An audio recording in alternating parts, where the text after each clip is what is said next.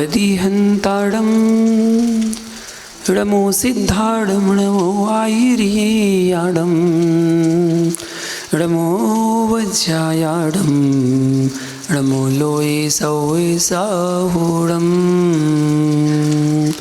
जय बोले अनंतानंद सिद्ध परमेष्टि भगवान ने की, फूल नायक श्री महावीर भगवान ने की, परम पूज गुरुदेव गणाचार्य श्री विराग सागर जी महामुनि राज की, चर्या सुमण आचार्य श्री विशुद्ध सागर जी महामुनि राज की, अहिंसा में विश्व धर्म की।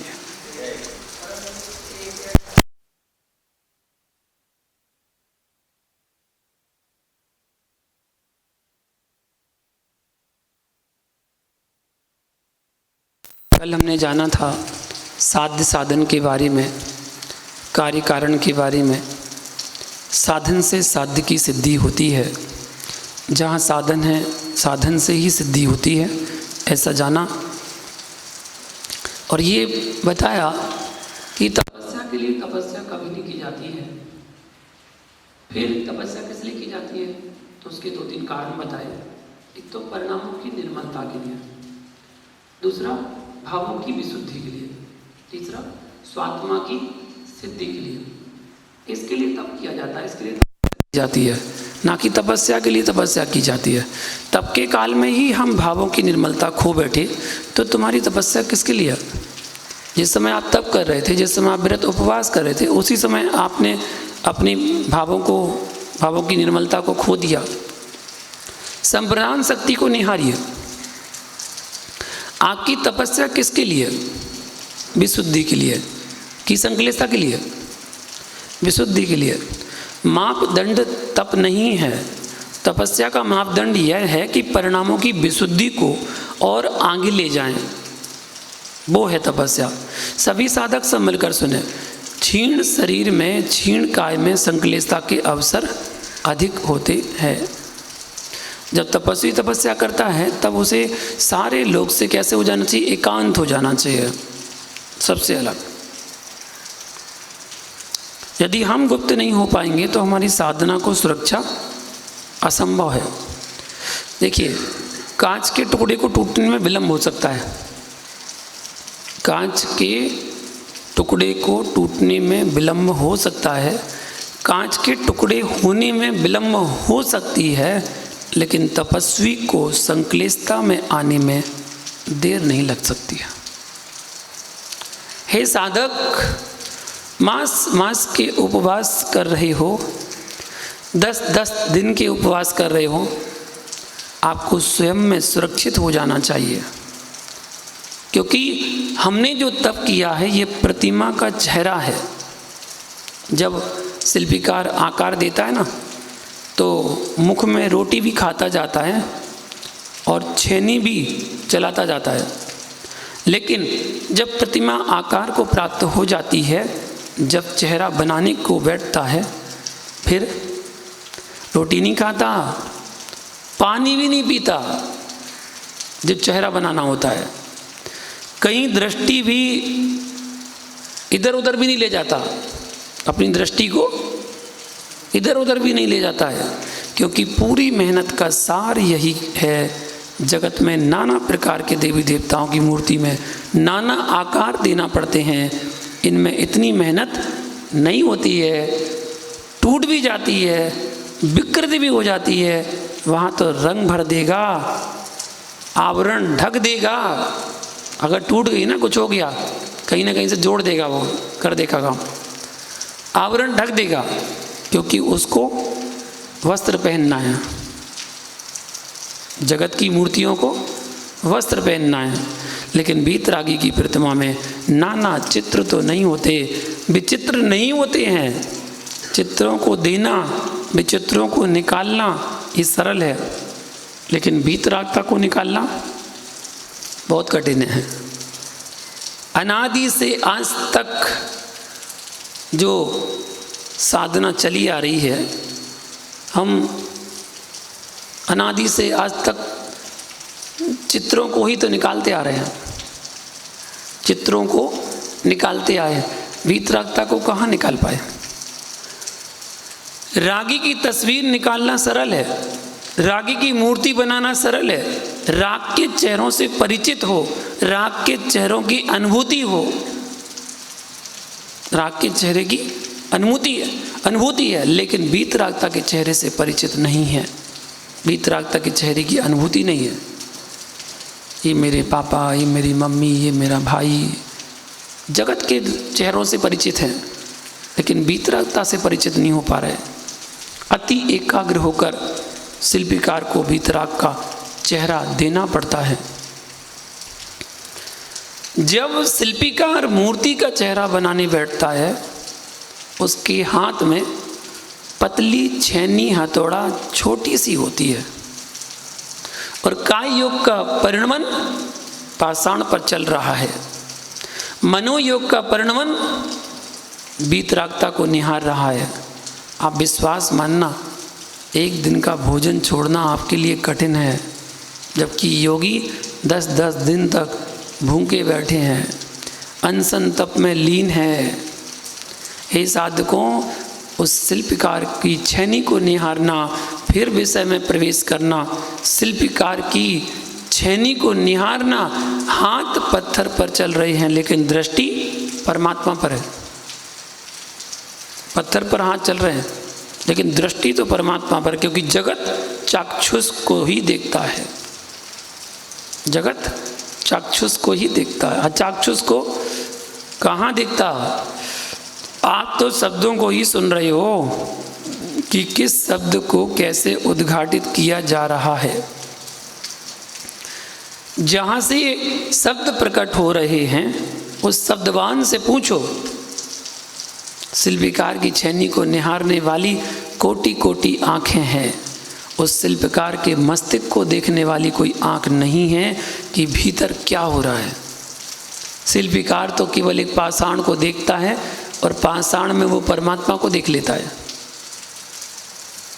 और एक नज़र में वो ये पहचान कर लेता है कि यहाँ पर आँख बनेगी, इतनी आँख बनेगी, इतनी नाक बनेगी, इतने कान बनेंगे, ऐसा चेहरा निकलेगा, यहाँ गर्दन इतनी बनानी है, फिर हाथ यहाँ से निकलेगा, हाथ यहाँ से दोनों निकाल के फिर पैर ऐसे निकालेंगे। पूरी प्रतिमा को उसने अपनी मानसिकता में उस पाषाण में तैयार कर लिया। अभी उसको रूप देने में टाइम लगेगा, लेकिन मानसिकता में तो पहले बन चुकी है। गोमटेश बाहुबली की प्रतिमा को निहारो भैया, लोग देखते हैं तो देखते ही रह जाते हैं। ऐसी मनोज्ञ प्रतिमा क्या शिल्पीकार ने बनाई होगी। चांदखेड़ी के आदिनाथ स्वामी को निहारो, आहार जी के शांतिनाथ स्वामी को निहारो, चांदनपुर के महावीर स्वामी को देखो, पपुरा जी के भौरे में विराजमान, करगुआम में विराजमान पारसनाथ स्वामी को देखो, सोनागिर में विराजमान चंदाप्रभु भगवान को देखो। हे शिल्पकार, आपने इतनी वीतरागता भर कैसे दी? शिल्पकार कह रहा है, देखने वालों ने मेरी हथौड़ी देखी थी, मेरी छेनी देखी थी, हथौड़ी देखी, छेनी देखी, पर देखनहार को नहीं देखा था। सोनागिर के चंदाप्रभु स्वामी की प्रतिमा को आकृति दे रहा था, तब मैं पत्थर को नहीं देख रहा था। कुंभकार चाक पर रखी मिट्टी को नहीं देखता जब सुंदर घट का आकार देता है। खदान में जाकर मिट्टी को देखता है, जब चाक पर रखता है तो मिट्टी को देखना बंद कर देता है। खदान में तो मिट्टी को देखा, चाक पर रखा तो फिर मिट्टी को नहीं देखता, मिट्टी को देखना बंद कर देता है। उसके मस्तिष्क में क्या चलता है? सुंदर घट की आकृति आ जाती है। ऐसे ही तपस्वी को तपस्या करते समय भूख नहीं दिखती है, प्यास नहीं दिखती है, उसको तो अपने वीतराग भगवान आत्मा दिखती है। हे शिल्पीकार, कोटि कोटि वर्ष पूर्व हुए बाहुबली स्वामी को तू देख रहा था, तुझे बाहुबली भगवान दिख रहे थे, चंद्रप्रभु स्वामी दिख रहे थे, शांतिनाथ स्वामी दिख रहे थे, पारसनाथ भगवान, महावीर भगवान दिख रहे थे। आपके सुंदर रूप को देखकर दो नेत्र वाले सौदरविंद ने 1000 नेत्र बनाकर आपका अवलोकन किया। क्यों किया? क्योंकि ब्रह्मांड में आपके जैसा रूप किसी का नहीं होता।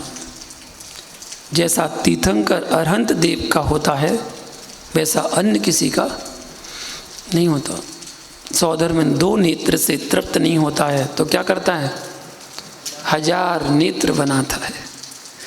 तुम लोग कितने ज्ञानी हो, आते हो तो तुरंत आंख बंद करके खड़े हो जाते हो, है? टीवी को घंटों घंटों निहारते हो, पर नारी या पर पुरुष को टकटकी लगा कर देखते हो। मेरे मित्र 24 घंटे में 10 मिनट को आते हो तो भगवान को अच्छे से निहार लो। तुम्हारा जाता क्या है? वे तुम्हारे दुश्मन नहीं है जो तुम आंख बंद कर लेते हो। अच्छे से निहारना, फिर ऐसे आंखें बंद कर लेना जैसे नाभिराय ने की थी। नाभिराय ने ऋषभ कुमार को देखा, ऋषभ कुमार को देखा और आंखें बंद कर ली। तो सौधर्मिंद कहता है क्या मतलब? मैं तो स्वर्ग से चलकर आया हूं, इनको 1000 नेत्रों से देखा, तब भी अघाया नहीं हूं, मतलब पूरा नहीं हुआ। आपने आंखें बंद क्यों कर ली? सौधर्म, इस रहस्य को रहस्य रहने दो। सौधर्म कहता नहीं पिताश्री, आपको बताना पड़ेगा। नाभिराय कहते हैं हे सौधर्मेंद्र, मैंने बालक की जिन मुद्रा को देख करके अपने नेत्र रूपी कैमरे में फीट कर लिया है।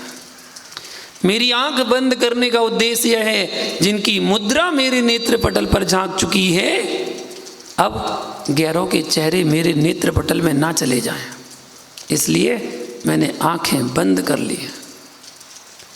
जिन नयनों ने जिन ईश्वर को निहार लिया है, वे नयन अब दूसरों को कैसे निहारेंगे? भैया, पंच कल्याणक प्रतिष्ठा महोत्सव में तुम जिस कलश से अभिषेक कर लेते हो, उस कलश को घर में मांगलिक के रूप में रख लेते हो। जन्म कल्याणक के अभिषेक में कलश मिलता ना, मांगलिक के रूप में रख लेते हो। उससे कभी ना पानी पीते हो, ना यूं करके मतलब घूमने के लिए लेके जाते हो शुद्धि के लिए, क्योंकि वह पवित्र मंगल कलश हो गया है।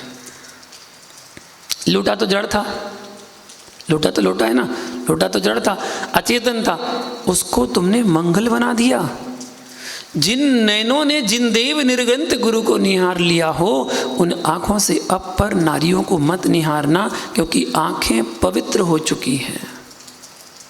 नहीं कह रहा हूँ तुमसे नियम लेने की, परंतु इतना अवश्य कह रहा हूँ कि मन में ही का स्तर कर लो, मत निहारना पर नारियों को, पर पुरुषों को। ये मांगलिक नेत्र हैं, इन्होंने भगवान को देख लिया।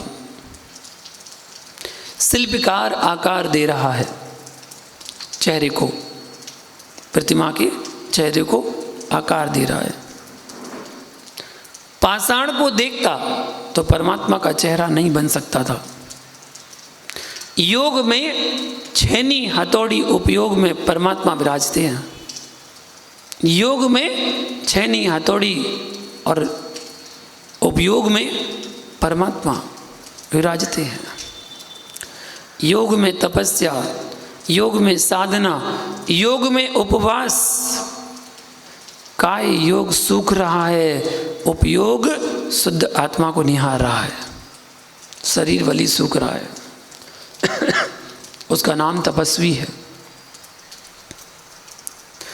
तप के बिना तो कुछ भी नहीं होता है। लौकिक सिद्धि चाहिए तो तप करना पड़ेगा, आत्म सिद्धि चाहिए तो तप करना पड़ेगा। रोड पर बैठा हुआ है, सोचे कौन? मोची। रोड पर बैठा है मोची, सोचे सुबह दोपहर शाम कैसी धूप को सहन करता है। सोचो, पर की चरण पादुका को ठोकते ठोकते अपना जीवन निकाल देता है। अपने आचरण को ठोक लेता तो सारे लोगों के सिर तेरे चरणों पर गिरते।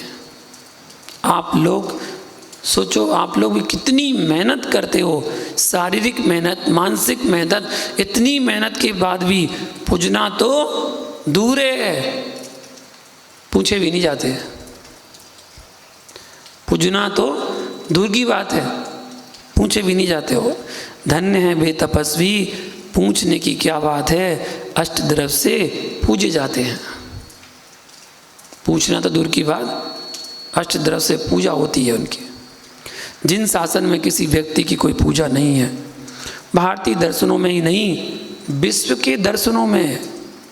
तो विश्व के दर्शन है, उन दर्शनों के अंदर जैन दर्शन एक ऐसी विधा है जिसमें कोई भी व्यक्ति की पूजा नहीं है, व्यक्तिगत कोई पूजा नहीं है, ना नामों की पूजा है, ना चेहरे की पूजा है।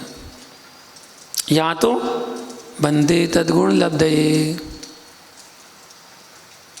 यहाँ तो केवल गुणों की पूजा है। 8 वर्ष का बालक भी यदि क्या हो जाए, मुनि बन जाए, 8 वर्ष का बालक यदि मुनि बनकर सामने आ जाए, मुनि बन गया और मुनि बनकर तो मुझे नमोस्तु करेगा, तो मैं भी पीछे उठाकर तुझे प्रति नमोस्तु करूँगा। परंतु होना चाहिए मुनि भावलिंगी, भले ही मुझे दीक्षा लिए 25 साल 30 साल हो जाएं, और वह आज ही के क्यों ना दीक्षा ले हों, तब भी मैं तुझे पीछे उठा करके प्रति नमोस्तु करूँगा।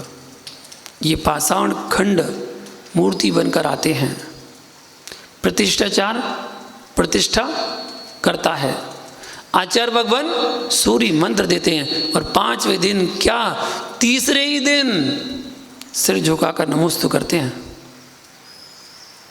जब पाषाण पर गुणों का आरोपण होता है तब वे परमात्मा के रूप में पूज जाते हैं। जब आत्मा में गुण होंगे तब वह परमात्मा क्यों नहीं बनेगा। इस बात को भूल जाना कि आज के समय में कैसे संभव है, ये तो भ्रांति बना के बैठ गए। भैया एक घूरे पर टमाटर का पौधा लगाया है। घूरा जानते ना, कचरा घर, जहाँ पर लोग कचरा फेंकते हैं, उसको घूरा बोलते हैं, घूरा। तो एक घूरे पर टमाटर का पौधा लगा होगा, उसी के बगल में मिर्ची का पौधा लगा, और एक विलस्त दूरी पर अंकुरित हो रहा है बेशरम। बेशरम तो जानते हैं, बेशरम पौधा नहीं जानते। बेशरम पौधा बड़ा खतरनाक है, इसलिए उसका नाम बेशरम पड़ गया। वो झाड़ियों की जैसा उगता है, उसकी जो डंडी होती ना बहुत मजबूत होती है, तो उसको अगर कट भी कर दो ना तो फिर से उगाता है, फिर कट कर दो फिर उगाता है, निकाल दो फिर उगाता है। क्या हो गया, वो बेशरम हो गया है, इसलिए उसका नाम बेशरम रख दिया गया। वो बेशरम का पौधा है। तो बेशरम पौधों को वो भी अंकुरित हो गए हैं। उसी घूरे पर थोड़ी देर पर नींबू का अंकुरण हो रहा है और बगल में आम के पौधे का अंकुरण हो रहा है। भूमि वही है, काल वही है, क्षेत्र वही है, लेकिन मिर्ची में फल आता है तो चिरपराहट के कारण सीसी करता है। नींबू रखता है तो दांत खट्टे हो रहे हैं, और पका आम देखो तो मुख में पानी आ गया। भैया क्या भूमि भिन्न थी? भूमि तो एक ही थी। क्या समय भिन्न था? समय तो एक ही था। बेशरम के फूल भी तो फूल ही हैं, बेशरम के फूल भी तो फूल ही हैं। ऐसे पंचम काल व भरत क्षेत्र को इतना खराब भी मत बोलिए, यहाँ खट्टे भी हैं, चिरपिरे भी हैं, तो उसी भूमि पर मीठे आम भी हैं। युवा अवस्था भी खराब नहीं है। जो युवा अवस्था को खराब बोलते हैं वे 100% अज्ञानी लोग हैं। वृद्धों, क्षमा करना, बुरा नहीं मानना, आज मुझे कहने दो, युवा अवस्था को खराब कभी मत कहना। 10-10 उपवास करने वालों में वृद्धों की अपेक्षा युवाओं की संख्या ज़्यादा होती है। इधर मुनि संघ को देखो, आज वर्तमान के जो मुनिराज बन रहे हैं उनको देखो, कैसी युवा अवस्था में मुनि बन जाते हैं। आज ही अपन ने देखा, गोद भराई की, पूना में पढ़ के गए, औरंगाबाद में रहते थे, पूना में पढ़ के गए, इंजीनियर की पढ़ाई की, इंजीनियर की जॉब की और दीक्षा के भाव बना लिया। तो युवाओं की संख्या ज़्यादा है, किसकी अपेक्षा?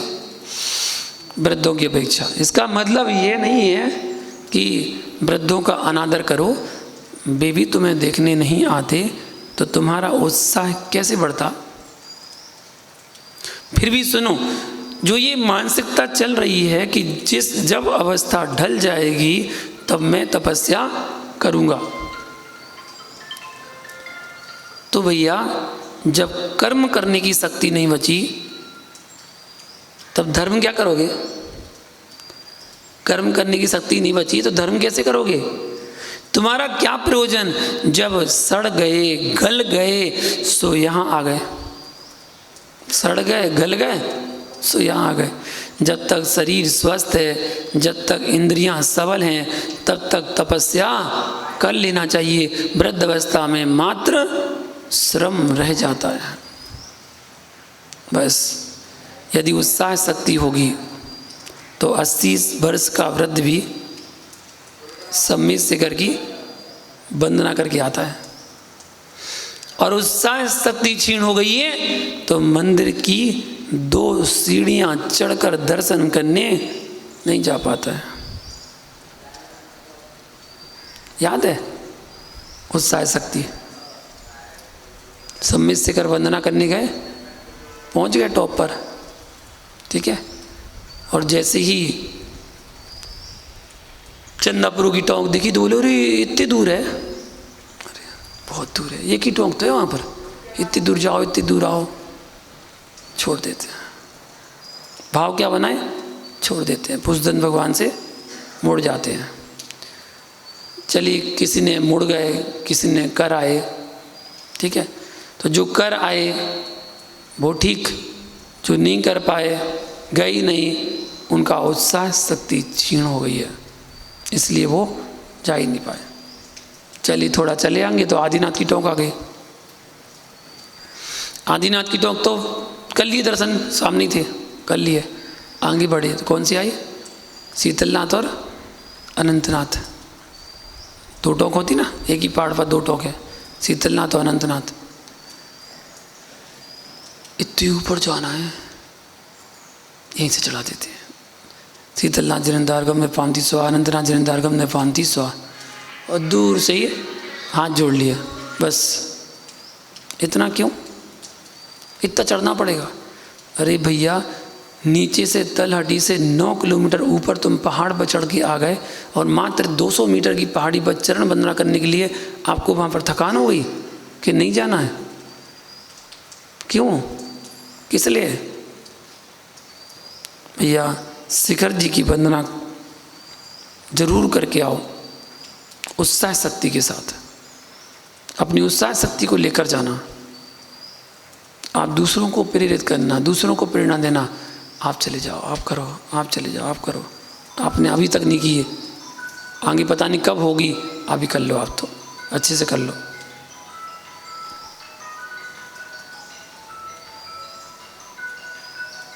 उत्साह शक्ति, तो उत्साह शक्ति कैसे होना चाहिए? मजबूत होना चाहिए उत्साह शक्ति। दादा कहे कि मुझे दे दो दीक्षा, दादा कहे कि मुझे दे दो दीक्षा, तो मैं कहूँगा कि मुझे दया आ रही है, क्योंकि मैं चलूँगा रोज़ 20 किलोमीटर, 25 किलोमीटर, तो कहाँ मेरे पीछे परेशान होगा। आप गुरु भक्ति में मना नहीं करोगे, लेकिन आपकी परेशानी देखकर लगेगा तो कि कैसे खींच रहा हूँ। ऐसे बहुत सारे मुनिराज हुए। आप जितनी मालाएं फेरते हो उससे एक माला अधिक फेरना, जितनी भी फेरते हो ना उससे एक माला अधिक फेरना।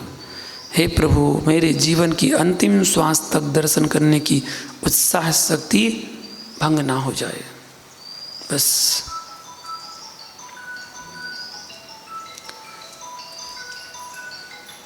जीवन उत्साह शक्ति कभी खत्म नहीं होना चाहिए भैया।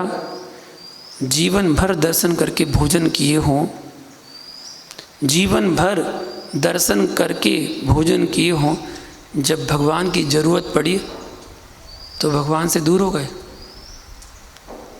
जब भगवान की ज़रूरत पड़ी तो भगवान से दूर हो गए। जितने बेटा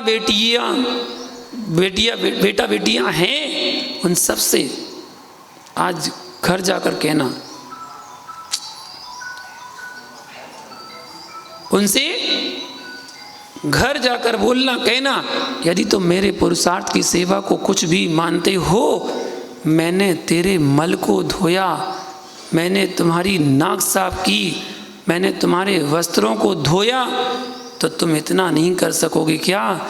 जब मैं शिथिल हो जाऊं तो हाथ पकड़कर तुम श्री जी के सामने मुझे ले जाना। हाथ पकड़ने लायक ना रहूं तो उठाकर रख आना। इतना भी करने की सामर्थ्य नहीं है तो तुमने जन्म लेकर मात्र अपने माता पिता के लावण्य का ही हरण किया है और कुछ नहीं किया।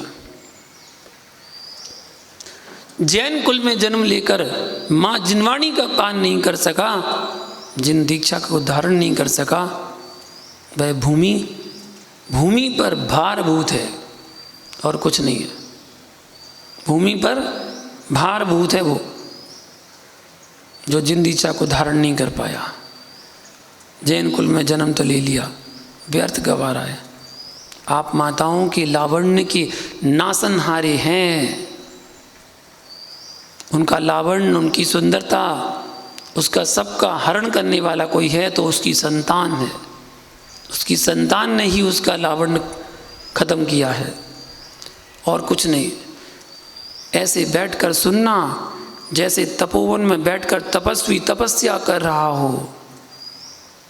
श्रावकों, वासनाओं की पूर्ति के लिए विषयों का सेवन ही करा, संतान की उत्पत्ति के लिए नमोकार पढ़ते पढ़ते काम पुरुषार्थ भी किया है, तो तुम्हारे घर में ऐसे पुरुष होंगे जो तपस्या करने चले जाएंगे। जब बेटा मुनि के चरणों में बैठता है उस समय माता पिता की खुशी का पार नहीं होता। लाल निर्गंध के चरणों में बैठा है, वैशाल्य की ओर नहीं जा रहा है, मदिरालय की ओर नहीं जा रहा है। फिर जिसका बेटा मुनि बनने ही जा रहा हो उसके जनक जननी से पूछना, ऊपर से राग के आंसू जरूर बहाएगा लेकिन भीतर से मुस्कुराएंगे कि मैं धन्य हो गया,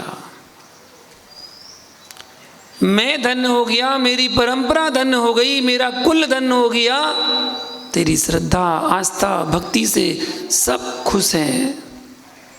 भैया, कहीं ठेले में चाटते मिल गए तो लोग कहेंगे, ओहो ये देखो मुनिराज का भक्त,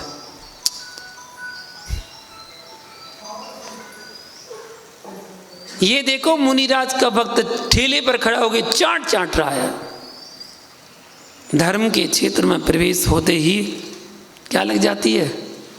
थप्पा, सील लग जाती है। तुम बिगड़ना भी चाहोगे तो लोग तुम्हें बिगड़ते देखना पसंद नहीं करते।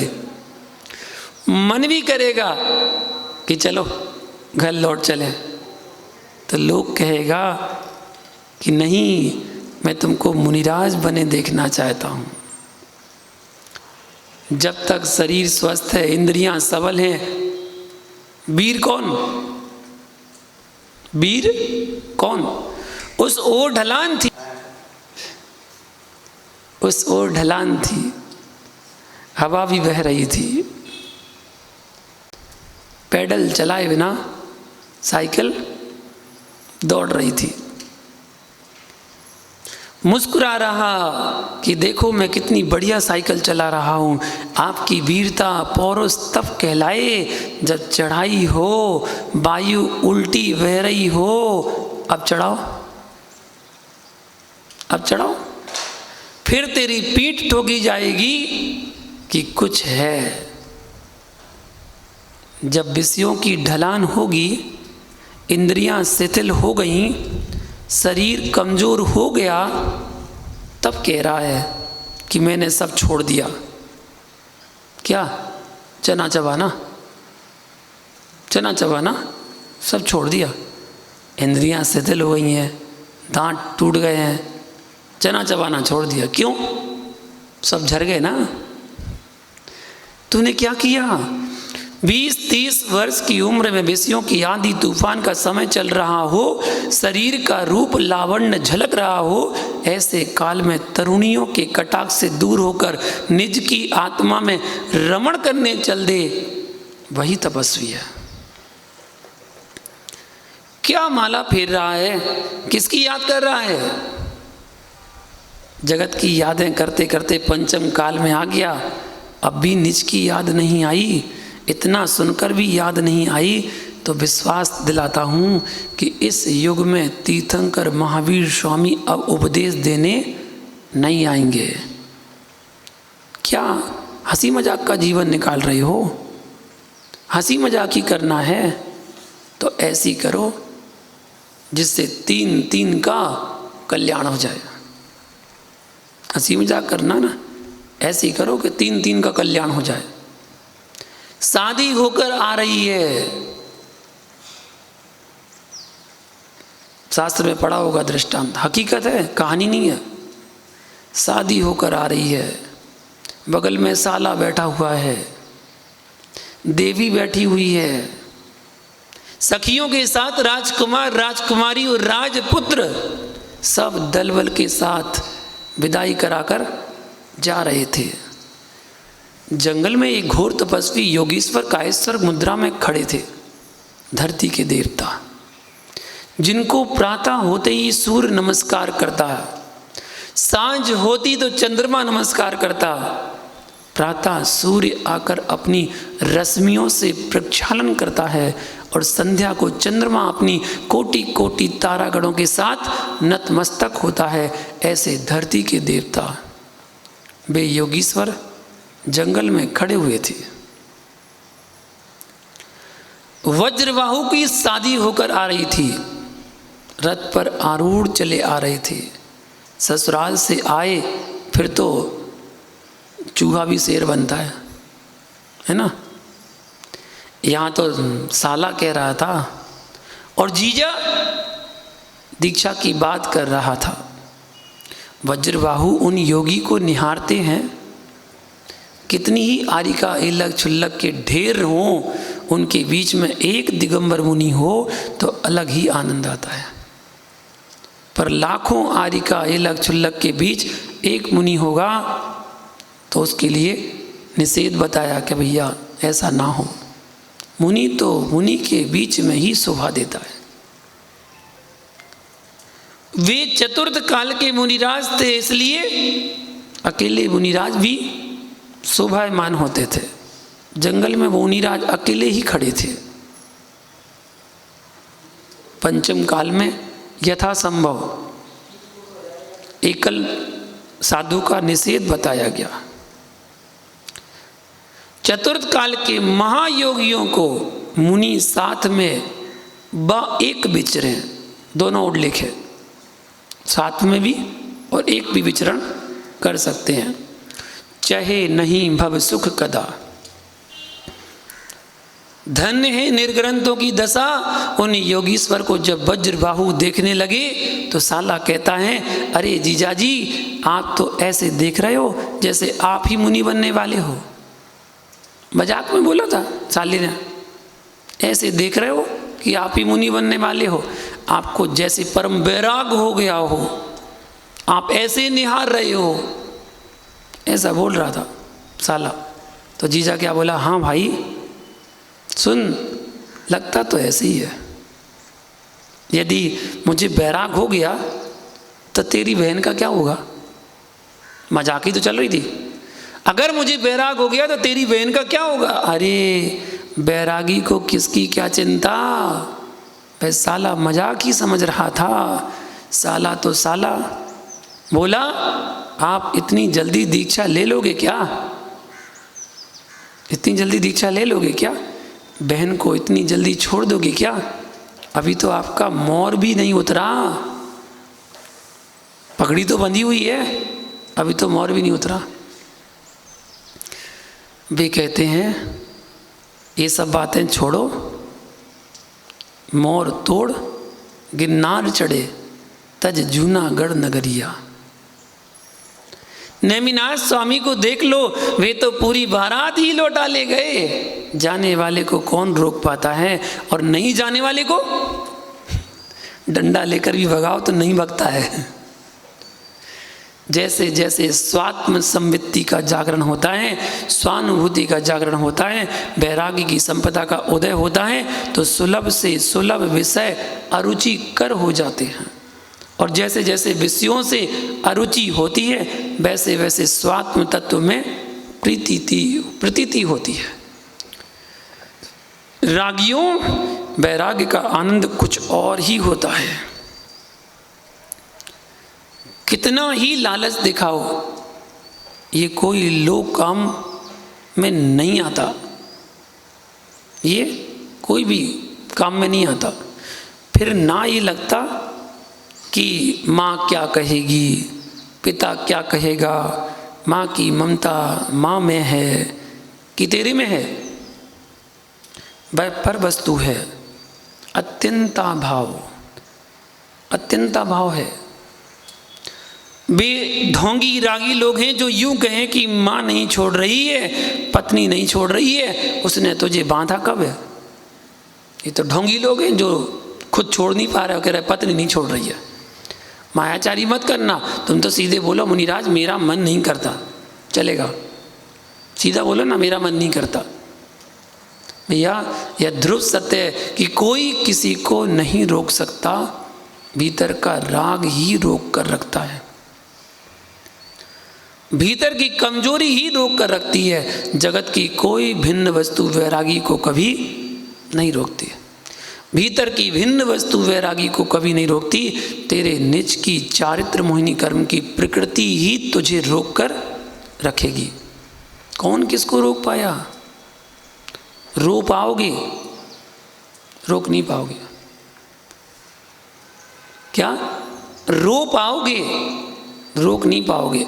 बैरागी को दीक्षा लेने से और मरने वाले को मरने से कौन रोक पाएगा? शाम के समय सूर्य के अस्त होने पर कोटि कोटि अस्त्र शस्त्र लेकर खड़े हो जाना कि तुम्हारे घर के कमरे में अंधकार प्रवेश ना कर पाए, तो कोई ताकत तुम्हारे पास है क्या? रात्रि के अंधेरे को रोकने की ताकत नहीं है, तो उम्र के ढलने को रोकने की ताकत नहीं है। और वैरागी के वैराग को रोकने की किसी के पास ताकत नहीं है। संभल कर बोलना, जिससे कि पछताना ना पड़े आपको।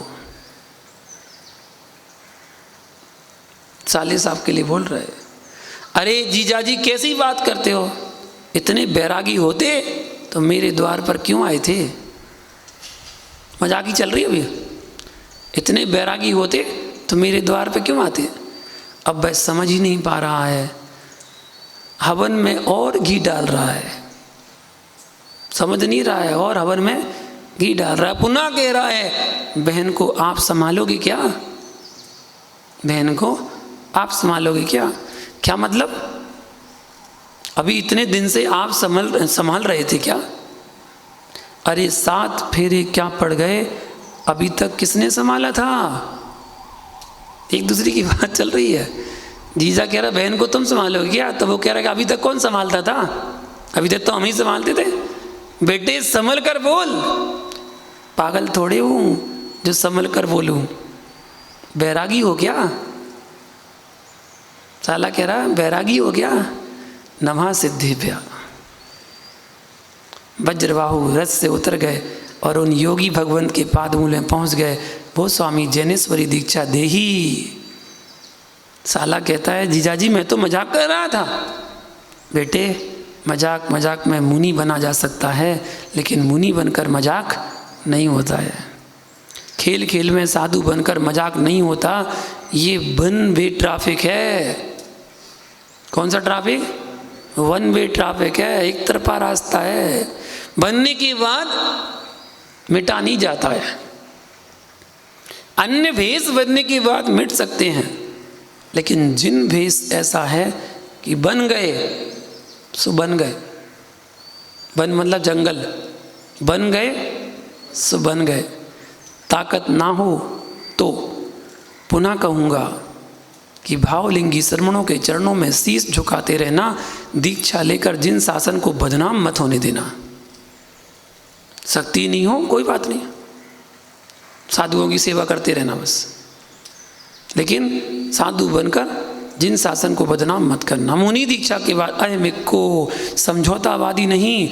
यदि तुम जिन दीक्षा के बाद प्रपंच में पड़ोगे तो तुमको लोगों के साथ समझौता करना पड़ेगा। अपनी त्याग, अपनी तपस्या, अपनी सामायिक, अपनी स्वाध्याय, सबके साथ आपको समझौता करना पड़ेगा। इसलिए संघ सबसे बड़ा श्रेष्ठ है। श्रेष्ठ संघ में कभी कोई कमी नहीं होती। क्रियाचर्या में, भिन्नता में तो कमी हो सकती है। समाज के बीच में रहते हैं, समाज में कोई कार्यक्रम आ गया, थोड़ा सा मुझे 10 मिनट मुझे 10 मिनट और 10 मिनट के चक्कर में 12 के 1 बजा दिया आपने। 12 के 1 बजा दिए। आपकी क्रियाचर्या में कुछ ना कुछ कमी तो आएगी।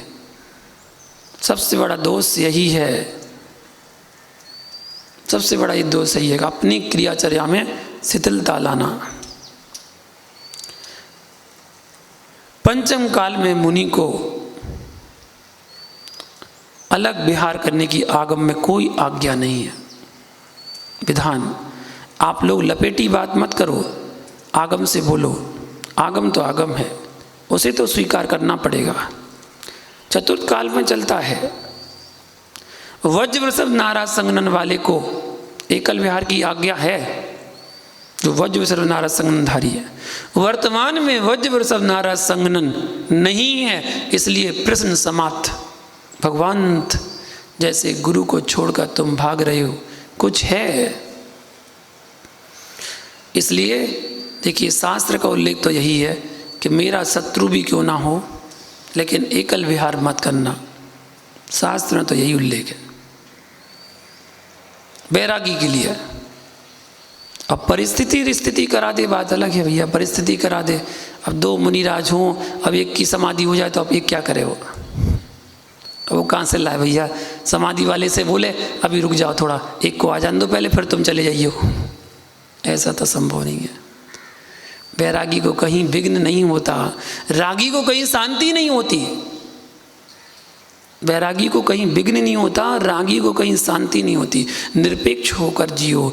जिनके बीच में जन्मे थे उनको छोड़कर चले आए, तो अब दुनिया में क्यों संपर्क बढ़ाऊं? किसी के भी दीक्षा के परिणाम हो रहे हों तो पहले निर्णय करना, क्या कम बोलना सीखना। मौन रहने की शक्ति हो तो मुनि बनना सबसे उत्तम कार्य। संपूर्ण द्वंद्वों से दूर व्याख्यान आदि से भी प्रयोजन नहीं रखते, गुरु आज्ञा से बोलते हैं कोई बात नहीं, मौन भाव ही तो मुनि है। लोग तुमको सुनने को तड़प जाएं, तुम बोलो, लोग कहें नहीं नहीं आप तो बोलो, आप तो बोलो, आप तो बोलो, तड़पें आपके सुनने के लिए। लोग तुम्हें चुप करने में तड़प जाएं तो क्या तुम्हारी महिमा है? वो कहेंगे कब चुप हो रहा है भैया, कब खत्म कर रहे हैं, 2 मिनट शांति से नहीं बैठ रहा है, क्या महिमा है। ये जैन तपस्वियों की व्याख्या है, ये दुनिया के आडंबरों की व्याख्या नहीं है, जो विषय आशा से शून्य है। विषय आशा से शून्य से तात्पर्य कोई भी विषय हो सकते हैं। मात्र अब्रह्मभूत ही विषय नहीं होते हैं, आपको यश की आकांक्षा भी विषयासा है। कोई भी आकांक्षा तुम्हारे भीतर हो सकती है, पोस्टर चाहिए आने के लिए, आए हो तो विषयासा। आप प्रवचन कर रहे हो, कोई फोटो लेकर चला गया, वह विषय अलग है, कोई फोटो लेकर चला गया अलग है। तुम ये कहो कि प्रवचन तब करूँगा, पहले भीड़ बुलाओ, पहले भीड़ आना चाहिए। काय का उपदेष्टा, काय का प्रवचनकार जो भीड़ को देखे। आचार्य विद्यानंद जी मुनिराज कहते थे बेटा जीवन में हमेशा याद रखना, भले 2 लोग हों आप स्वाध्याय नहीं छोड़ना, भले 2 लोग हों आप प्रवचन नहीं छोड़ना, जरूर प्रवचन करना। अगर श्रावक चाहता है तो आप जरूर प्रवचन करना, स्वाध्याय करना। पूछा क्यों? तो कितना सटीक, क्या सरल जवाब था। उन्होंने कहा बेटा जब एक शेर को संबोधन करने के लिए 2 मुनिराज आ सकते हैं तो 2 श्रावकों को संबोधन करने के लिए 1 मुनिराज क्यों नहीं आ सकते? क्या पता तुम्हारे संबोधन से उसी का कल्याण हो जाए, जो सैकड़ों का नहीं होना था उसमें से 2 का हो जाए। तुझे मालूम होना चाहिए कि 2 वक्ता उपदेष्टा 1 श्रोता प्रवचन हुए ना।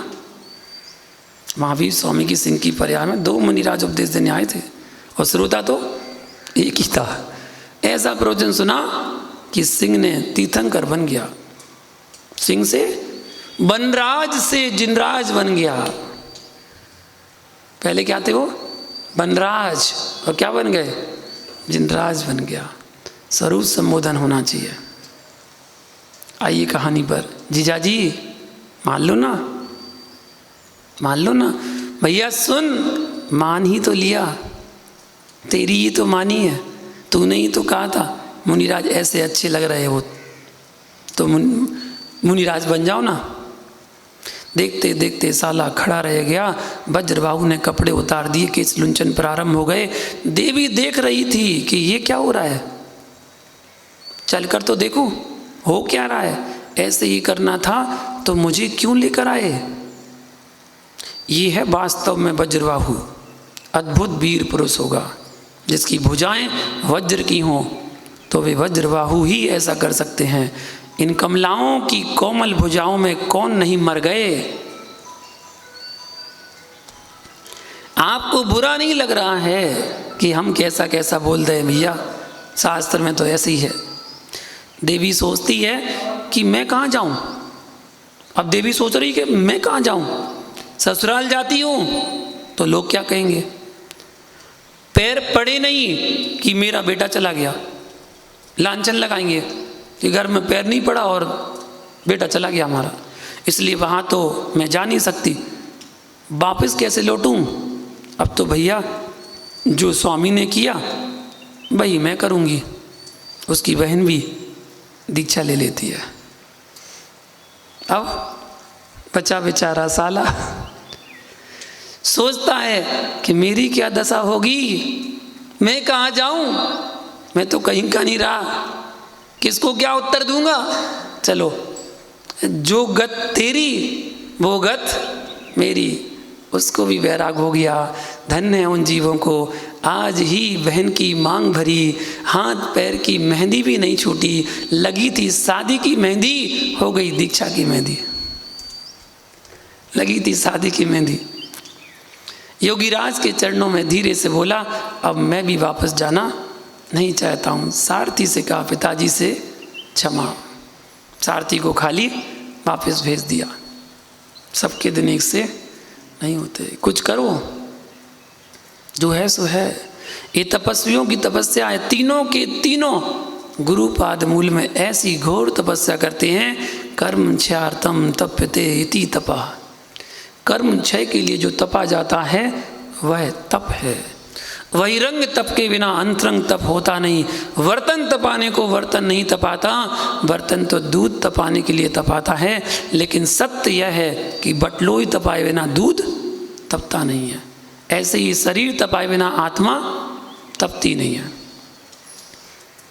तपाने के लिए तपस्या की जाती नहीं है। प्रारंभ कर दिया, फिर भूख भूख चिल्लाता, रोटी रोटी चिल्लाता। एक वे लोग हैं जो रोटी के लिए लड़ते हैं और एक वे हैं जो उपवास मांगते हैं। दे दो ना। एक उपवास मांग रहे हैं, एक कहते हैं मेरे ढंग से आहार नहीं हुए। परिणामों की दशा देखो। अनशन तप अर्थात चारों प्रकार के आहार पानी का त्याग। जो पानी लेकर तपस्या कर रहे हैं उनका अनुपवास कहेंगे, उपवास नहीं, अनुपवास। जो चारों प्रकार के आहार का त्याग किए हैं उसको उपवास कहेंगे। थाली भर कर रखी हो, वह कह रहा है कि पानी मात्र लूँगा। अंतरंग में विजय है कि नहीं है? अनशन स्वरूपो हम। असन आत्मा का धर्म नहीं है, अनशन आत्मा का धर्म है। प्रमाद को दूर करने के लिए, उपसर्ग परिसय को सहन करने के लिए ऊन उदर अर्थात भूख से कम खाना। पुरुष का 32 ग्रास और स्त्री का 28 ग्रास आहार होता है शास्त्र के मुताबिक। 32 ग्रास से तात्पर्य जो तोड़ तोड़ कर दे रहे, बे नहीं गिनना। 1000 चावल का 1 ग्रास, ऐसा प्रमाण है शास्त्र का। अब उसमें उत्कृष्ट ऊनुदर अर्थात आहार को तो जाएंगे लेकिन मात्र 1 चावल लेकर वापस आ जाएंगे। वो कौन सा? उत्कृष्ट ऊनुदर कहलाता है। परिसंख्यान अर्थात प्रतिज्ञा लेकर निकल गए। पूर्व दिशा में कोई पड़गान करेगा तो आहार करूंगा, नहीं तो उपवास। ना स्वयं परेशान ना श्रावकों को परेशानी।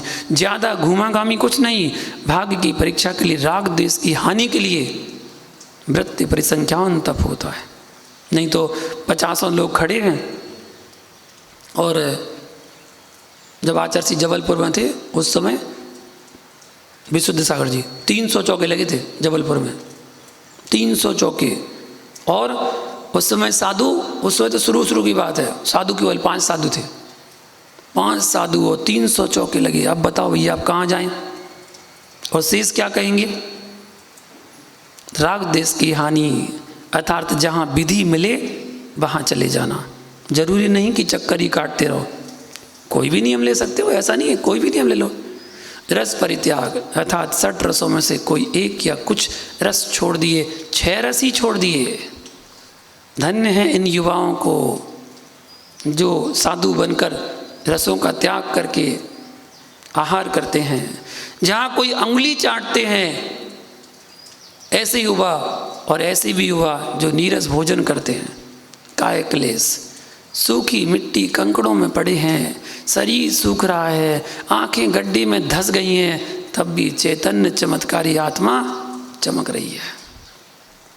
विविक्त सयासन, आपको गद्दे भी चुभते हैं, उनको पत्थर भी सुहावने लगते हैं। जहाँ स्त्री पुरुष नपुंसक का विचरण ना हो वहाँ एकांत स्थान पर योगी शयन करते हैं। यह विविक्त सयासन तप है। कभी यह जिद मत करना कि मुनिराज मैं आपके कमरे में सोऊंगा। ठीक है, आप सो, हम जगते हैं। गृहस्थों के सामने साधु नहीं सोते। आवश्यकता भी पड़े तो थोड़ी दूर। बिहार आदमी ऐसा होता है।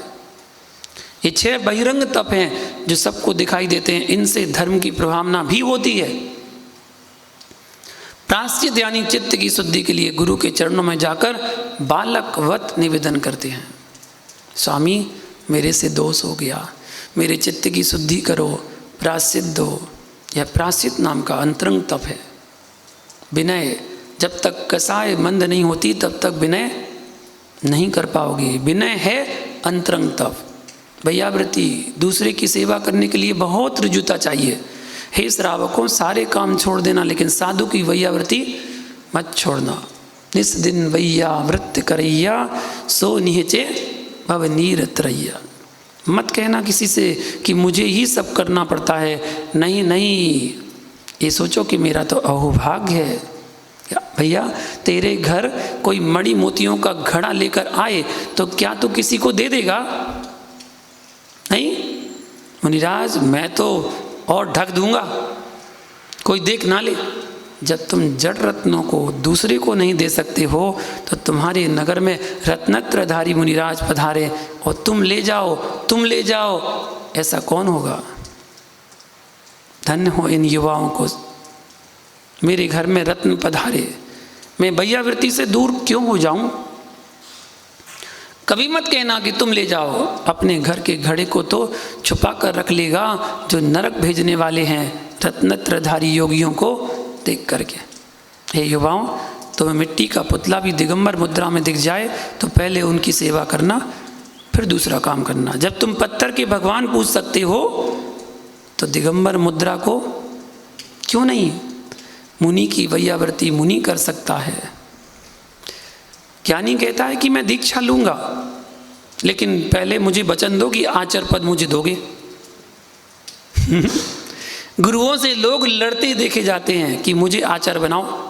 बढ़िया रेवड़ियाँ हैं क्या, रेवड़ियाँ जो सबको बांट दें। योग्यता होनी चाहिए। लोगों को बड़े विकल्प होते हैं कि आचार्य विराग सागर जी ने इतनी आचार पद बना दिए। आगम सीखो, आगम पढ़ो, आगम जानना चाहिए। लोग बोलते हैं आचार्य शांति सागर जी ने 8 आचार बन दिए थे, उनके 8 आचार थे। शांति सागर परंपरा में वर्धमान सागर एक मूल आचार कहलाएंगे, पट्टाचार। बाकी विकल्प करने की आवश्यकता नहीं है। आप ये देखो कि जीवों का कल्याण हो रहा है कि नहीं हो रहा है। विकल्पों में पढ़ करके आपने अपने आप को क्यों सुखा रहे हो। नमोस्तु कर लोगे तो निर्जरा होगी, विकल्प से बंद होगा। अब पहले तो ये कहते थे अब कि भाई एक संघ में तो एक ही आचार होते हैं, वो ही कहते थे। और अब तो उनकी संघ में सभी दीक्षा दे रहे हैं, तो सभी आचार हो गए।